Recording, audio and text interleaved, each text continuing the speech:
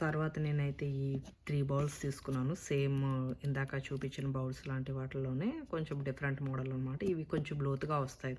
ఇవేంటంటే నేను ఏదైనా కర్రీస్ అవి చేసినప్పుడు గానీ, వాటిని మళ్ళీ తిరిగి ట్రాన్స్‌ఫర్ చేయాలి అని. ఎందుకంటే కుక్ చేసిన వాటిల్లోనే ఉంచేస్తే ఏమవుతుందంటే వెసల్స్‌కి అవి పాడైపోతున్నాయన్నమాట. అంటే అందులోనే ఉంచకూడదు కూడా. ఈవెన్ నాన్ స్టిక్‌లో కుక్ చేసినయి ఏంటంటే మనము అందులో ఉంచడం వల్ల ఏమవుతదంటే ఆ కంటెంట్ కూడా అందులో మిక్స్ అయిపోతే ఛాన్సెస్ ఉంటాయన్నమాట ఈ వేడి మీద. సో, ఏం చేయాలంటే మనం వండిన తర్వాత ఇలాగ సర్వింగ్ బౌల్స్‌లో గాని ట్రాన్స్‌ఫర్ చేస్తే మనకి చాలా బావుంటది.